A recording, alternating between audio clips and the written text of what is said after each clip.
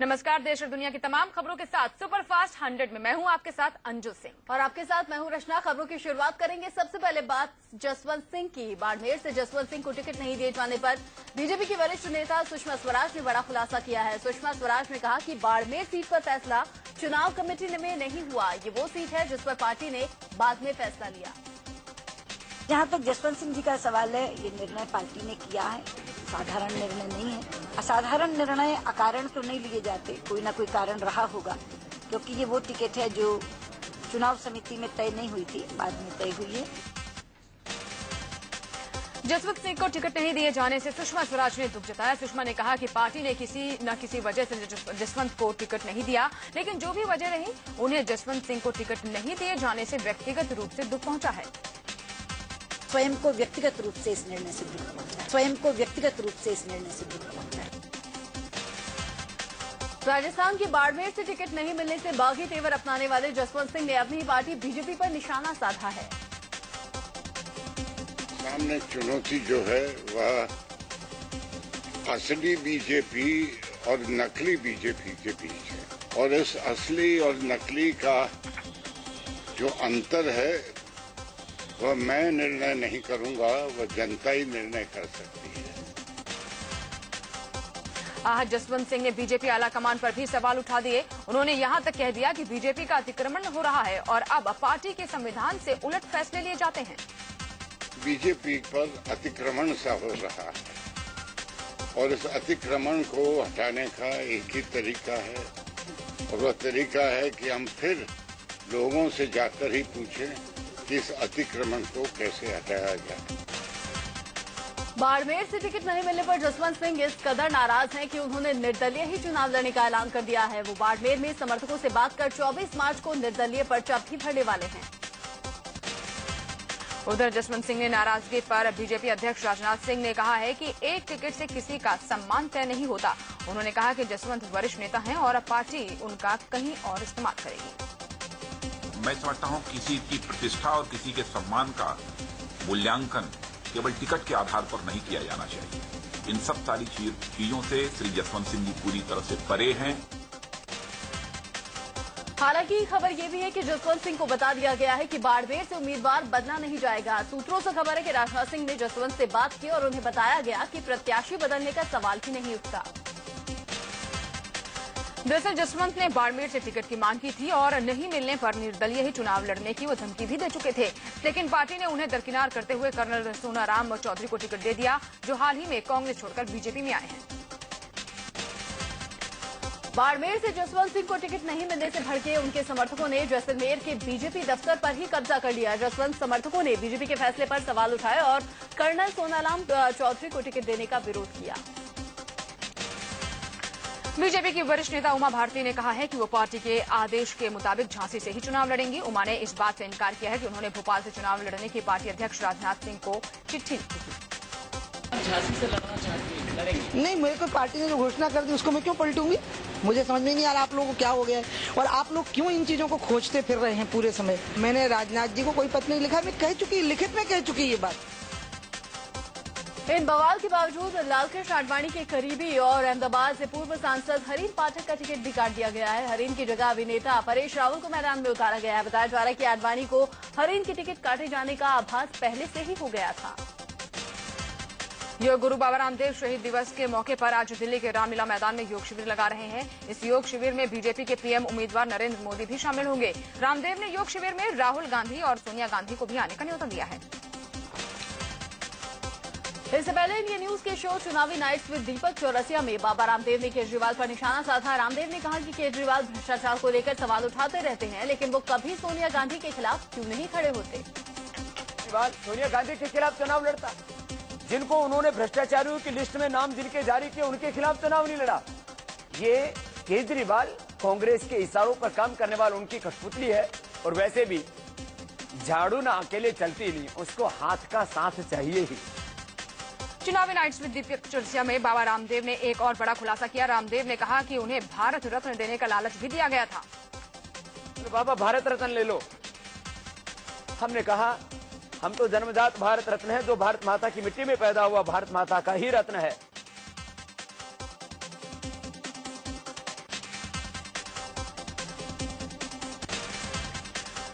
अपने बयान पर उठे सियासी बवंडर पर पंजाब के मुख्यमंत्री प्रकाश सिंह बादल ने यू टर्न ले लिया। बादल ने कहा कि जेटली को डिप्टी पीएम बनने की बात तो उन्होंने ऐसे ही कह दी थी। साथ ही बादल बोले कि इसका निर्णय एनडीए लेगा। चलो मैं कह दिया तो क्या मैंने कुछ ना कुछ पाप जुल्म कर दिया। इससे पहले पंजाब के मुख्यमंत्री और श्रोमणी अकाली दल के प्रमुख प्रकाश सिंह बादल ने बीजेपी नेता अरुण जेटली को भावी उप प्रधानमंत्री बता दिया था। अरुण जेटली के प्रचार के दौरान प्रकाश सिंह बादल ने कहा था कि जेटली डिप्टी पीएम बनेंगे और देश का खजाना संभालेंगे, यानी वित्त मंत्री बनेंगे।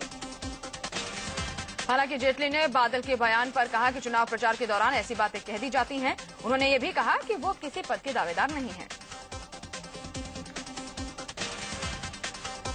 जेटली को डिप्टी पीएम बताने वाले बादल के बयान पर कांग्रेस ने चुटकी ली है। कांग्रेस नेता सत्यव्रत चतुर्वेदी ने कहा कि सपने देखने का हक सबको है। आरजेडी सुप्रीमो लालू प्रसाद यादव ने भी बादल के बयान पर चुटकी ली। उन्होंने कहा कि ना तो बादल का सपना पूरा होगा, ना ही जेटली का और ना ही मोदी का। आरएलडी नेता अमर सिंह ने भी जेटली की शान में कसीदे पढ़े। अमर सिंह ने कहा कि अगर बीजेपी सत्ता में आए तो मोदी की जगह जेटली पीएम बने और पीएम पद के लिए वो मोदी को कड़ी टक्कर दे। शिवसेना प्रमुख उद्धव ठाकरे ने अपने मुखपत्र सामना के जरिए आडवाणी का समर्थन करते हुए बीजेपी पर हमला बोला। उन्होंने कहा, आडवाणी का अपमान करके बीजेपी ने ठीक नहीं किया। शिवसेना ने बीजेपी के आला नेताओं को निशाने पर लेते हुए कहा कि जब मोदी, राजनाथ और जेटली को उनकी पसंद के मुताबिक सीट मिल सकती है तो आडवाणी को क्यों नहीं। उन्होंने कहा, आडवाणी के साथ जो हो रहा है उसकी स्क्रिप्ट पहले ही लिखी गई थी। सामना में आगे लिखा गया है कि देश में भले ही मोदी का असर दिख रहा हो, लेकिन अभी आडवाणी युग का अंत नहीं हुआ है। आडवाणी को दरकिनार करना बीजेपी के लिए घातक हो सकता है। उन्होंने इससे बड़ा नुकसान होने के संकेत भी दिए हैं। शिवसेना ने कहा कि आडवाणी का नाम उम्मीदवारों की पहली लिस्ट में होना चाहिए था, जिस पर राजनाथ सिंह ने सफाई दी है। कांग्रेस उपाध्यक्ष राहुल गांधी जीत के प्रति आश्वस्त दिखे। यूपी के प्रतापगढ़ में राहुल ने चुनाव को लेकर पूछे गए सवाल के जवाब में कहा कि देखना मजा आएगा। आज की रैली से क्या लग रहा है आपको? आपको क्या लग रहा है? बहुत बड़ी रैली है, अच्छा लगा है। अभी आप देखना भैया, मजा आएगा। राहुल गांधी ने बीजेपी को भ्रष्टाचार के मुद्दे पर घेरा। उन्होंने कहा कि भ्रष्टाचार मिटाने के लिए कांग्रेस ने सबसे बड़ा हथियार आरटीआई के रूप में दिया। हम लोकपाल लाए। राहुल गांधी ने कहा कि विपक्ष के नेताओं की सोच है कि देश को एक नेता चलाता है। वो कहते हैं कि गुजरात को हमने खड़ा किया। राहुल ने कहा कि गुजरात को वहां की महिलाओं ने खड़ा किया। राहुल गांधी ने बीजेपी के साथ साथ शिवसेना पर भी निशाना साधा। उन्होंने कहा कि महाराष्ट्र में यूपी और बिहार की जनता के ऊपर अत्याचार होता है, उन्हें भगाया जाता है। अपने भाषण में राहुल गांधी बीजेपी पर खूब बरसे। उन्होंने कहा कि बीजेपी मार्केटिंग के मामले में कांग्रेस से आगे है, लेकिन काम के मामले में कांग्रेस से आगे नहीं है। राहुल गांधी ने यूपी के लोगों को कांग्रेस की सरकार आने पर विकास के सपने दिखाए। उन्होंने कहा कि जिस दिन यूपी में कांग्रेस की सरकार आ गई, उस दिन न सिर्फ महाराष्ट्र, पंजाब, हरियाणा बल्कि अमेरिका और इंग्लैंड जैसे देशों से लोग रोजगार के लिए यूपी आएंगे। प्रतापगढ़ में रैली के बाद राहुल गांधी बेधड़क भीड़ में जा घुसे और लोगों से मिले। भीड़ और उनके बीच बैरिकेड लगाई गई थी, लेकिन वो बैरिकेड फांदकर लोगों के बीच जा पहुंचे और उनसे बातचीत की। इससे पहले मध्य प्रदेश के मंडला में कांग्रेस उपाध्यक्ष राहुल गांधी ने आदिवासी महिला मजदूरों से मुलाकात की। राहुल गांधी ने तेंदू पत्ता चुनने वाली इन महिलाओं की समस्याएं सुनी और उनके सामने अपनी बात रखी। हरियाणा दौरे पर निकले आम आदमी पार्टी के नेता अरविंद केजरीवाल आज गुड़गांव में रोड शो करेंगे। कल केजरीवाल ने फरीदाबाद में रोड शो किया था। फरीदाबाद के अलावा केजरीवाल का बल्लभगढ़, पलवल और मेवात में भी लोगों से मुलाकात करने का कार्यक्रम है। फरीदाबाद में केजरीवाल का विरोध हुआ। यहां सेक्टर 37 के लोगों ने केजरीवाल को काले झंडे दिखाए और उनके खिलाफ नारेबाजी की। लोगों ने उनके कामकाज के रवैये पर सवाल उठाते हुए ये विरोध किया। वाराणसी में बीजेपी और आम आदमी पार्टी के कार्यकर्ताओं में झड़प हो गई। यहां जनसंपर्क अभियान में जुटे पार्टी के कार्यकर्ता आपस में भिड़ गए। हालांकि बाद में मामला सुलझा लिया गया। राष्ट्रीय ध्वज के अपमान के मामले में अरविंद केजरीवाल, शाहजी आलमी, आशुतोष और सागर के आप प्रत्याशी अतुल मिश्रा के खिलाफ मामला दर्ज होगा। सागर की एक अदालत ने विजय मिश्रा नाम के शख्स की याचिका पर यह आदेश दिया। इन सब के खिलाफ एक हाथ में झाड़ू और दूसरे में तिरंगा झंडा लेकर चलने का मामला है। मेरठ से कांग्रेस उम्मीदवार नगमा के पर्चा दाखिल करने के बाद अजीबोगरीब हालात देखने को मिले। हापुड़ विधानसभा इलाके में दफ्तर का उद्घाटन करने पहुंची नगमा के कान में हापुड़ से कांग्रेस विधायक गुजरात सिंह ने कुछ कहा, लेकिन जिस तरीके से वो कुछ कहते दिखाई दिए, इससे सवाल खड़े हो गए हैं। आप तस्वीरों में साफ तौर पर देख सकते हैं कि कांग्रेस विधायक का नगमा के कान में कुछ कहने का ये अजीबोगरीब अंदाज सामने आया। हालांकि नगमा विधायक जी का हाथ छिड़क कर आगे बढ़ गई और उन्होंने खुलकर कुछ भी बोलने से मना कर दिया। इससे पहले नगमा ने मेरठ लोकसभा सीट से कांग्रेस प्रत्याशी के रूप में नामांकन किया। शुक्रवार को नगमा जरूरी कागजात पूरे नहीं होने की वजह से नामांकन नहीं कर पाई थी, जिससे कार्यकर्ताओं ने जमकर हंगामा किया था। नागपुर से बीजेपी उम्मीदवार नितिन गडकरी ने लोकसभा चुनाव के लिए नामांकन किया। इस मौके पर उन्होंने कहा कि वो जीत को लेकर 101% आश्वस्त हैं। गडकरी का मुकाबला आम आदमी पार्टी की उम्मीदवार अंजलि दमानिया से होगा। नॉर्थ ईस्ट दिल्ली से बीजेपी के उम्मीदवार मनोज तिवारी ने लोकसभा चुनाव के लिए नामांकन किया। मनोज तिवारी पूरे लाव लश्कर के साथ पर्चा भरने पहुंचे। मनोज तिवारी का मुकाबला कांग्रेस के जेपी अग्रवाल और आम आदमी पार्टी के आनंद कुमार से है। गाजियाबाद से कांग्रेस उम्मीदवार राज बब्बर ने लोकसभा चुनाव के लिए नामांकन किया। राज बब्बर का मुकाबला बीजेपी के वीके सिंह और आम आदमी पार्टी के उम्मीदवार शाजिया इल्मी से है। बीजेपी ने बिजनौर में अपना लोकसभा उम्मीदवार बदल दिया है। राजेंद्र सिंह से टिकट वापस लेकर भारतेंद्र सिंह को बिजनौर से उम्मीदवार बना दिया गया है। भारतेंद्र को टिकट मिलते ही उनके समर्थकों में खुशी की लहर दौड़ पड़ी। भारतेंद्र को टिकट मिलते ही राजेंद्र के समर्थकों ने भारतेंद्र समर्थकों पर हमला बोल दिया। दोनों गुटों के बीच में जमकर मारपीट हुई, गाड़ियों के शीशे टूट गए। बिजनौर लोकसभा प्रभारी को भी चोटें आई हैं। राजेंद्र सिंह लोकसभा चुनाव के लिए नामांकन भी दाखिल कर चुके थे, लेकिन अचानक उम्मीदवार बदले जाने से उनके समर्थक सख्ते में है। राजेंद्र को टिकट मिलने से भारतेंद्र नाराज चल रहे थे। भारतेंद्र सिंह बिजनौर के विधायक और मुजफ्फरनगर दंगे के आरोपी हैं। इसी आरोप में वो 2 दिन हवालात के अंदर रह चुके हैं। बावजूद इसके पार्टी ने भारतेंद्र पर भरोसा जताया है। वरिष्ठ पत्रकार एमजे अकबर बीजेपी में शामिल हो गए। दिल्ली में बीजेपी अध्यक्ष राजनाथ सिंह की मौजूदगी में उन्होंने बीजेपी का दामन थामा। उन्होंने कहा कि नीति के लिए राजनीति में आया हूं, देश को बेहतर हाल में लाना है। जेडीयू से इस्तीफा देने वाले और नीतीश कुमार के करीबी एनके सिंह ने बीजेपी का दामन थाम लिया। दिल्ली में पार्टी अध्यक्ष राजनाथ सिंह की मौजूदगी में वो बीजेपी में शामिल हो गए। आम आदमी पार्टी की नेता शाजिया इल्मी के भाई डॉक्टर एजाज इल्मी ने बीजेपी का दामन थाम लिया। बीजेपी अध्यक्ष राजनाथ सिंह के आवास पर उन्होंने पार्टी की सदस्यता ली। एजाज इल्मी ने कहा कि वो बीजेपी के प्रचार में भी शामिल होंगे। कांग्रेस ने साफ कर दिया है कि सूचना प्रसारण मंत्री मनीष तिवारी चुनाव नहीं लड़ेंगे। खबर है कि कांग्रेस आलाकमान मनीष तिवारी से नाराज है। मनीष तिवारी की जगह रवनीत सिंह बिट्टू को लुधियाना से कांग्रेस का टिकट दिया जा सकता है। नामांकन के लिए देर से पहुंचने पर जम्मू में निर्वाचन अधिकारी ने आम आदमी पार्टी के प्रत्याशी का पर्चा नामंजूर कर दिया। शनिवार को नामांकन की आखिरी तारीख पर आपके प्रत्याशी हरबंश लाल भगत काफी देर से पहुंचे, जिस पर निर्वाचन अधिकारी ने नामांकन स्वीकार नहीं किया। लोकसभा चुनाव को लेकर कांग्रेस का घोषणा पत्र 26 मार्च को जारी होगा। पहले मैनिफेस्टो 21 मार्च को ही रिलीज होना था, लेकिन इसे स्थगित कर दिया गया। अब 26 मार्च को पता चलेगा कि कांग्रेस के घोषणा पत्र में क्या है। पूर्व क्रिकेटर और मुरादाबाद से कांग्रेस सांसद मोहम्मद अजहरुद्दीन राजस्थान के टोंक पहुंचे। इस बार कांग्रेस ने अजहर को राजस्थान के सवाई माधोपुर सीट से मैदान में उतारा है। कार्यकर्ताओं ने अजहर का जोरदार स्वागत किया। बीजेपी के पीएम पद के उम्मीदवार नरेंद्र मोदी दिल्ली में 26 मार्च को चुनावी रैली करेंगे। ये रैली शास्त्री पार्क में होगी। दिल्ली में 7 सीटों के लिए 10 अप्रैल को चुनाव होना है और मोदी प्रचार में कोई कसर नहीं छोड़ना चाहते। नरेंद्र मोदी के बचपन पर जल्द ही आपको कॉमिक्स पढ़ने को मिलेगी। ये कॉमिक्स 48 पेजों की है। बिजनौर में आरएलडी प्रत्याशी जयप्रदा के खिलाफ जनमोर्चा पार्टी ने भोजपुरी अभिनेत्री सुमन नेगी और शब्बों को मैदान में उतारा है। नेगी ने जयप्रदा को बूढ़ी बताते हुए कहा कि उन्हें अब राजनीति से भी संन्यास ले लेना चाहिए। फतेहपुर सीकरी लोकसभा सीट से आरएलडी प्रत्याशी अमर सिंह ने कहा है कि अगर पार्टी सुप्रीमो अजित सिंह कहेंगे तो वो मुलायम सिंह और हेमा मालिनी के खिलाफ भी चुनाव प्रचार करने जा सकते हैं। कानपुर से कांग्रेस के उम्मीदवार और कोयला मंत्री श्री प्रकाश जायसवाल ने बीजेपी उम्मीदवार मुरली मनोहर जोशी को खुली चुनौती दी है। उन्होंने कहा कि अगर मुझ पर लगे कोयला घोटाले के आरोप साबित हो गए तो राजनीति छोड़ दूंगा। कानपुर में कोयला मंत्री और सांसद श्री प्रकाश जायसवाल को पटकनी देने पहुंचे बीजेपी के वरिष्ठ नेता मुरली मनोहर जोशी उनसे गले मिलते दिखे। दरअसल गंगा मेला पर ये कार्यक्रम था।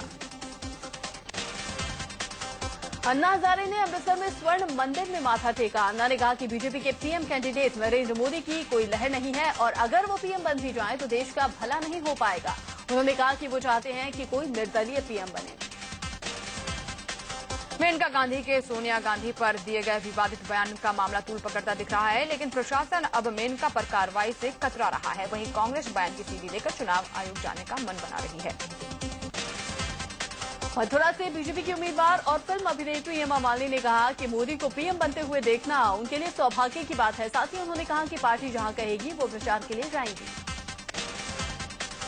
बीएसपी सुप्रीमो मायावती आज उड़ीसा के दौरे पर रहेंगी। यहां मायावती भुवनेश्वर में एक जनसभा को संबोधित करेंगे। अपनी पार्टी का जनाधार बढ़ाने की कवायद में अब मायावती यूपी के बाहर भी कैंपेन कर रही हैं। बीएसपी सुप्रीमो मायावती की रांची रैली पर सुपर फ्लॉप ये रैली साबित हुई। 5 सीट पर चुनाव लड़ रही बीएसपी की रैली में से 300 से 400 लोग ही जुट पाए। मायावती को काफी देर तक भीड़ बढ़ने का इंतजार करना पड़ा।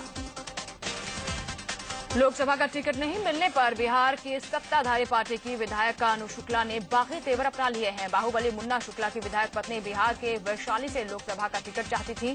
अनु शुक्ला ने बिहार के मुख्यमंत्री को भी इसके लिए जमकर कोसा। एनसीपी आज से मुंबई में लोकसभा चुनाव का प्रचार कर आगाज कर रही है। चुनाव अभियान की शुरुआत में एनसीपी चीफ शरद पवार, अजीत पवार, भास्कर यादव शामिल होंगे। ठाणे के सेंट्रल ग्राउंड से चुनावी अभियान की शुरुआत होगी। छत्तीसगढ़ में चुनाव प्रचार के लिए कांग्रेस और बीजेपी दोनों ने ही अपने स्टार प्रचारकों की सूची जारी कर दी है। 40-40 स्टार प्रचारकों की इस लिस्ट में दोनों तरफ से किसी सेलिब्रिटी का नाम शामिल नहीं है।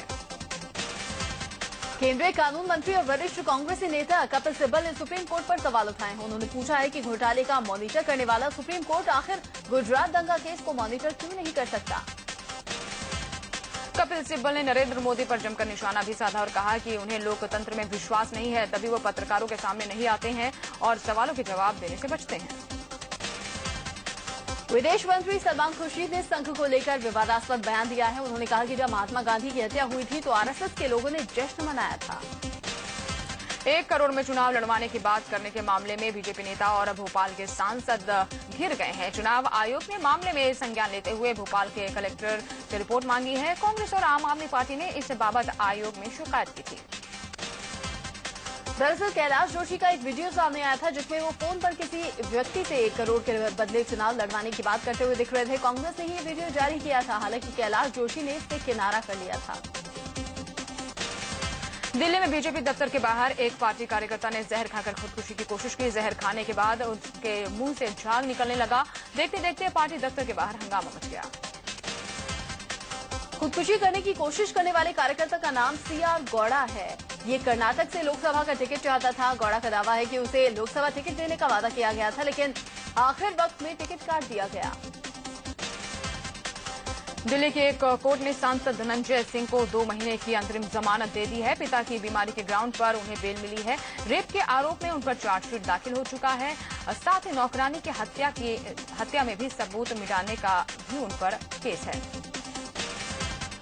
नाबालिग के यौन उत्पीड़न के आरोपी आसाराम की तबीयत बिगड़ने के बाद उन्हें अस्पताल ले जाया गया। जोधपुर जेल में बंद आसाराम को दर्द की शिकायत थी और उन्हें नींद नहीं आ रही थी। आयुर्वेद अस्पताल में पंचकर्म के जरिए उनका इलाज हुआ। पूर्व क्रिकेटर और भारत रत्न सचिन तेंदुलकर अपने परिवार के साथ गुजरात के गिर जंगल पहुंचे। घूमने के शौकीन सचिन ने जंगल में भरपूर आनंद उठाया। सचिन ने आने की खबर सुनकर आसपास के लोग भी यहां पर जमा हो गए। सचिन तेंदुलकर ने साफ किया कि वो फिलहाल कांग्रेस के लिए प्रचार नहीं करेंगे। कई दिन से तेंदुलकर के चुनाव प्रचार की खबरें आ रही थी। इसी को लेकर उन्होंने मीडिया के सामने अपनी बात रखी। अमिताभ बच्चन ने फिल्मी सितारों की राजनीति में आने का विरोध किया है। अमिताभ ने कहा है कि जिन्होंने किसी पार्टी को ज्वाइन किया है उनसे उन्होंने कोई बात नहीं की, लेकिन मैं उन्हें कभी राजनीति में जाने की सलाह नहीं दूंगा। आज पूरा देश शहीद दिवस मना रहा है। भगत सिंह, राजगुरु और सुखदेव के बलिदान दिवस को पूरा देश याद कर रहा है। 23 मार्च 1931 को तीनों देशों की खातिर शहीद हो गए थे। दिल्ली में दोस्ती करने से इनकार करने पर एक सिरफिरे ने लड़की पर हमला कर दिया। सिरफिरे युवक ने लड़की के सिर पर बोतल से वार किया, जिससे लड़की का सिर फट गया। दिल्ली से सटे गाजियाबाद के साहिबाबाद थाने में एक महिला मजिस्ट्रेट ने छेड़खानी का मामला दर्ज करवाया है। महिला उत्तराखंड में जुडिशियल मजिस्ट्रेट के पद पर तैनात है। शिकायत में बताया गया है कि कोई लड़का पिछले कई दिन से इन्हें परेशान कर रहा है।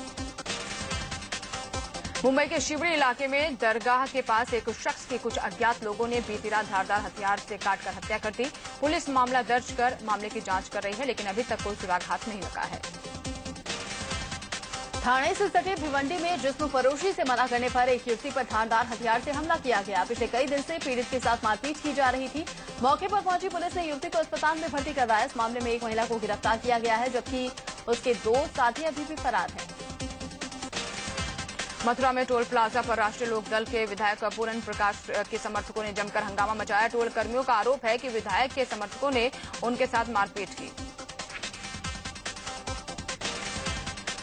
यूपी के बलिया में हजारों गांव वालों के हमले में एक डीएसपी समेत 10 कांस्टेबल जख्मी हो गए। गांव वालों का आरोप है कि बोर्ड की परीक्षा में नकल के नाम पर एक छात्रा से स्कूल प्रशासन ने 2000 रुपए मांगे थे। दिल्ली के पीतमपुरा में दिल्ली हाट में प्रशासन और राष्ट्रीय आपदा प्रबंधन विभाग ने एक कार्यक्रम का आयोजन किया। इस दौरान आपदा से निपटने वाले तकनीक और उपकरणों की प्रदर्शनी लगाई गई।